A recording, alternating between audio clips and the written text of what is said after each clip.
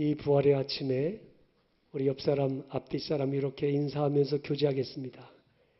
예수님의 부활은 당신의 부활입니다. 인사합시다. 오스티아로 가는 비행기 안에서 처음 비행기가 착륙할 때부터 이륙할 때까지 슬픈 표정으로 창밖을 바라보는 한 아버지가 있었습니다. 비행기가 오스트리아 산맥을 지날 때 그는 하염없이 눈물을 흘리고 있었습니다. 그는 어제 국제 전화를 바꿔서 모든 강의와 약속을 포기하고 오스트리아로 가고 있습니다. 평소 산을 타기 좋아하는 아들이 알프스 산맥의 산봉우리를 오르다가 사고를 당해서 죽었다는 소식을 들었기 때문입니다. 밤새 한숨도 잠을 자지 못했어요. 한 끼도 먹지 않았습니다. 배고픈 줄도 모르고 피곤한 줄도 모르고 그는 지금 오스트리아를 향해 가고 있습니다. 그렇게 건강하고 영리하던 아들이 세상을 떠났다는 게 믿어지지가 않습니다. 가슴이 미어지는 그 아픔을 안고 하염없이 눈물을 흘리면서 그는 지금 아들의 시신을 거두기 위해서 오스트리아로 가고 있습니다. 이 아버지는 예일대학에서 신학과 철학을 가르치는 교수입니다. 세계적인 명성을 지닌 학자였지만 죽음을 설명해주는 어떤 철학적인 논리나 학문적인 명제들도 그를 위로하지는 못했습니다. 사랑하는 아들을 잃어버린 슬픔에 그 어떤 것으로도 위로받을 수가 없었어요. 가슴이 찢어질 듯한 아픔과 쓰라림, 깊은 절망감에 짓눌려 그는 무거운 발걸음으로 오스트리아를 향해 가고 있습니다. 불과 25살밖에 되지 않은 사랑하는 아들이 죽었다는 것 때문에 그는 비통한 마음으로 비행기를 타고 가고 있어요. 이 죽은 아들의 아버지, 예일대학의 니콜라스 월터 스트로프라고 하는 이 교수는 그 아들을 잃고 나서 그 아들의 슬픔을 담아 조그만 책을 한 권 냈습니다. 그 책 제목이 아들을 위한 애가 러먼트 포러 선이라고 하는 책을 발간했습니다. 그 아들을 잃은 아버지의 슬픈 마음을 그 책에 고스란히 담았어요. 그 책에 이렇게 이야기하고 있습니다. 내 아들 에릭은 뉴헤븐에 눈 내리는 날 저녁에 태어나 카이저 게비르걸은 눈 쌓인 봉우리에서 25살 젊은 나이로 죽었다. 조심스럽게 눈 쌓인 봉우리로부터 내려와 우리는 6월의 따뜻한 대지 위에 그를 뉘었다. 나는 그의 뺨을 만졌다. 온몸을 굳게 만드는 그의 뺨에 차가움이 전해져 왔다. 죽음은 차가웠다. 그리고 죽음은 조용했다. 영혼이 떠나버린 그의 육신에는 모든 부드러움은 빠져나가고 따뜻함도 빠져나가 버렸다. 내 아들 에릭은 명석한 아이였다. 미연방 정부 장학생으로 대학에 진학했고 수학과 과학에 뛰어났던 아이였다. 참으로 열심히 있는 아이였다. 목표를 이루기 위해서 시간을 낭비하지 않는 아이였다. 그런 아이가 더 이상 있지 않다는 것이 우리를 고통스럽게 한다.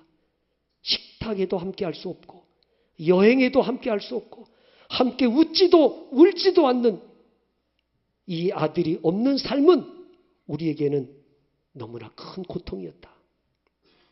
단 한 번, 발 한 번 잘못 디딘 것이 이제 더 이상 이 땅에 있지 않는 존재가 되고 말았다. 따뜻한 6월 어느 날 아들을 묻을 때 나는 내 자신을 묻었다. 내 아들이 묻힐 때 거기 묻힌 것은 아들이 아니라 바로 나 자신이었다. 고별 찬송을 부르고 시편 말씀이 읽혀지고 그리고 하관 예배가 드려진 후 모두 그것을 떠났을 때 그것에 남은 것은 나 자신이었다. 아들이 가버린 후 세상은 완전히 달라졌다.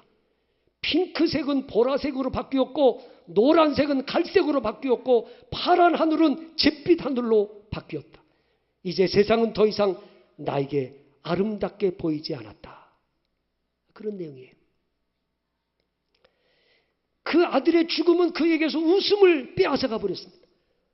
그 가족들의 삶이 완전히 바뀌었어요. 견딜 수 없는 진한 슬픔을 누구도 그 무엇으로도 위로받을 길이 없었습니다. 그가 위로받을 수 있었던 유일한 길은 아들을 십자가에 못 박으시고 가슴 아파하시는 하나님의 마음을 느낄 때 위로를 받았습니다.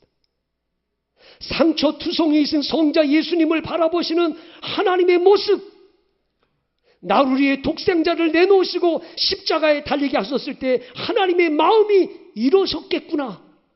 그 하나님의 아버지의 마음을 헤아릴 때 위로를 받았어요. 그리고 이 아버지가 그 모진 슬픔 속에서 위로를 받을 수 있었던 것은 십자가에 죽으시고 부활하신 예수님이 부활하셨다면 이 죽은 내 아들도 마지막 날에 다시 살아 부활할 거라는 소망이 이 아버지의 마음을 위로해 주었습니다. 부활신앙은 모진 슬픔, 처참한 절망까지도 이기게 해 주었습니다. 죽음은 모든 인간의 가장 큰 절망의 순간입니다. 왜 죽음이 절망입니까? 죽음은 지금 내가 가지고 있는 모든 걸 다 내려놓아야 되는 순간이잖아요. 사랑하는 사람들과 헤어지는 순간이잖아요. 하고 싶은 일은 많은데 모든 걸 멈추어야 되잖아요. 이대로 하나님 앞에 서면 부끄러움이 너무 많잖아요. 죽음 앞에서 사람들은 절망합니다. 그런데 이 죽음 앞에서 모든 사람이 절망하는데 십자가에 죽으시고 3일 만에 부활하신 예수님을 믿으면 그 예수님이 내 안에 구주로 오시면 자유함을 얻게 됩니다. 평안함을 누리게 됩니다. 소망을 품게 되고 말할 수 없는 기쁨과 영광을 바라보게 됩니다. 데살로니가 교회 성도들이 가지고 있었던 최대의 소망은 예수님 재림이었습니다. 예수님 언제 오시나? 예수님 재림을 기다리면서 그들은 그 많은 박해를, 그 많은 환난을 참고 견디었어요. 그런데 예수님이 오실 것 같고 금방이라도 오실 것 같았는데 예수님은 오시지 않고 사랑하는 성도들이 한 사람 한 사람 세상을 떠나갈 때 이들은 슬픔에 빠집니다. 오늘 말씀 13절을 같이 보겠습니다. 시작. 형제들아, 자는 자들에 관하여는 너희가 알지 못함을 우리가 원하지 아니하노니 이는 소망 없는 다른 이와 같이 슬퍼하지 않게 하려 함이라. 아멘. 소망 없는 다른 이들이 누굽니까? 예수 안 믿는 불신자들 말하는 거 아닙니까? 예수님 믿지 않는 불신자들이야 죽음 앞에서 슬퍼하고 절망할 수 있지만 너희들은 슬퍼하면 안 된다. 너희들은 절망하면 안 된다. 왜냐하면 예수님 부활의 소망이 있기 때문이다. 14절을 읽겠습니다. 시작. 우리가 예수께서 죽으셨다가 다시 살아나심을 믿을진대 이와 같이 예수 안에서 자는 자들도 하나님이 그와 함께 데리고 오시리라. 아멘. 여러분, 예수님 부활에 대한 소망을 가진 사람은 죽음에 대한 정의가 달라집니다. 죽음이 뭐냐? 오늘 성경에서 잠자는 거라는 말을 3번이나 하고 있습니다. 13절에 형제들아 자는 자들에 관하여는, 14절에 예수 안에서 자는 자들도, 15절에 우리 살아남아 있는 자도 자는 자보다 결코 앞서지 못하리라. 자, 그래서 그리스도 안에 있는 사람들, 예수 부활의 소망을 가진 사람에게 죽음은 잠자는 것이다. 왜 잠자는 것입니까? 여러분, 하루 종일 일하고 와서 저녁에 씻고 잠자리에 들 때, 그때가 바로 하루의 피곤이 씻겨지고 쉼을 얻는 시간이잖아요. 왜 죽음이 잠자는 것입니까? 죽음은 그리스도인들에게 안식의 날입니다.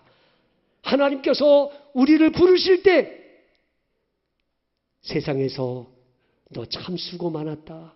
네 사명 다 했으니 이제는 하나님의 나라에 와서 편히 쉬거라. 그리고 하나님이 안식으로 우리를 불러주시는 거예요. 죽음은 비통해하고 절망할 시간이 아닙니다. 죽음은 잠자는 시간이에요. 하나님이 나를 안식으로 초대해 주는 시간이에요. 그래서 요한계시록 14장 13절에 말씀합니다. 또 내가 들으니 하늘에서 음성이 나서 이르되 기록하라. 지금 이후로 주 안에서 죽는 자들은 복이 있도다 하시매 성령이 이르시되 그러하다. 그들이 수고를 그치고 쉬리니 이는 그들이 행한 일이 따름이라 하시더라. 그들이 수고를 그치고 쉬리니. 주 안에서 죽는 자가 왜 복이 있습니까? 모든 수고를 쉬고 하나님 안에서 안식을 누릴 것이기 때문입니다. 우리에게 죽음의 순간이 다가온다면 하나님이 나에게 안식으로의 초대장을 보내주신 겁니다. 그 초대장 받아들고 울고 불고 애통하지 마시고 하나님이 나를 저 영원한 하나님의 나라에서 안식하라고 부르시는구나. 그리고 할렐루야 기쁨으로 주님의 부르심에 응답하는 하나님의 사람들이었으면 좋겠습니다. 그리스도 안에서 잠잔다고 말한 이유가 뭘까요? 그건 다시 깨어날 것이기 때문입니다. 16절을 보시겠습니다. 시작. 주께서 호령과 천사장의 소리와 하나님의 나팔 소리로 친히 하늘로부터 강림하시리니 그리스도 안에서 죽은 자들이 먼저 일어나고. 아멘. 그리스도 안에서 죽은 자들이 먼저 일어나고. 여러분, 예수 믿는 사람은 부활합니다. 그럼 예수 안 믿는 사람은 부활할까요? 안 할까요? 예수 안 믿는 불신자들이 부활해요? 안 해요? 부활합니다. 생각해 보세요. 여러분, 만약에 예수 안 믿는 불신자들이 부활하지 않는다면 죽음으로 끝난단 말이에요? 아니죠. 예수 안 믿는 불신자들도 부활해서 영원한 지옥에서 형벌을 받게 되어 있습니다. 그래서 성경이 뭐라고 말합니까? 그리스도인의 부활은 첫째 부활이요, 믿지 않는 불신자들은 둘째 부활이라고 말합니다. 왜요? 첫째 부활은 생명에 이르는 부활이요, 둘째 부활은 심판에 이르는 부활이기 때문입니다. 우리도 부활하고 안 믿는 자도 부활합니다. 그러나 우리는 영생의 부활이요, 저들은 영벌을 위한 부활인 것입니다. 먼저 일어나고 깨어나는 겁니다. 그리스도 안에서 죽는 자들은 잠자는 것이다. 왜? 깨어날 것이기 때문에. 우리는 마지막 날에 첫째 부활에 동참하는 영광을 누리게 될 것입니다. 심판의 부활이 아니에요. 우리는 생명의 부활로 부활하게 될 거예요. 여러분, 우리 가족들이, 사랑하는 가족이 먼저 세상 떠날 때, 사랑하는 우리 교우들이 먼저 세상 떠날 때, 그때 비통해하고 절망하지 말고 부활의 소망으로 인해서 위로받고 위로하는 삶을 살 수 있기를 바랍니다. 예수님 부활하셨습니다. 그를 믿는 자마다 부활하게 될 것입니다. 이렇게 위로하는 거죠. 위로받고 위로하자는 거죠. 자, 오늘 말씀 보시겠습니까? 17절 18절 시작. 그 후에 우리 살아남은 자들도 그들과 함께 구름 속으로 끌어올려 공중에서 주를 영접하게 하시리니 그리하여 우리가 항상 주와 함께 있으리라. 그러므로 이러한 말로 서로 위로하라. 아멘. 여러분, 죽음 앞에서는 그 누구도 위로할 수 없어요. 그 어떤 말로도 위로가 안 됩니다. 오직 예수님 부활하셨습니다. 이 부활의 주님만이 진정한 위로일 수 있습니다. 김소엽 시인이 쓴 죽음은 마침표가 아닙니다 라는 시가 있어서 소개하려고 합니다. 죽음은 마침표가 아닙니다. 죽음은 영원한 쉼표, 남은 자들에겐 끝없는 물음표, 그리고 의미 하나 땅 위에 떨어집니다. 어떻게 사느냐는 따옴표 하나. 이제 내게 남겨진 일이란 부끄러움 없이 당신을 해우할 느낌표만 남습니다. 죽음은 마침표가 아닙니다. 여러분, 죽음은 끝이 아니요. 죽음은 우리에게 또 다른 시작입니다. 영원한 하나님의 나라의 출발입니다. 왜? 부활의 소망이 있기 때문인 거예요. 이 아침에 저 여러분의 가슴 속에 이 부활의 주님이 성령으로 우리 안에 거하시는 걸 믿을 수 있기를 바랍니다. 부활의 주님이 내 안에 계십니다. 이 부활의 소망을 가지고 고난도 이기고 핍박도 이기고 환난도 이기고 죽음의 두려움도 이기고 믿음으로 승리하며 살아가시기를 주님의 이름으로 축원합니다. 기도하겠습니다.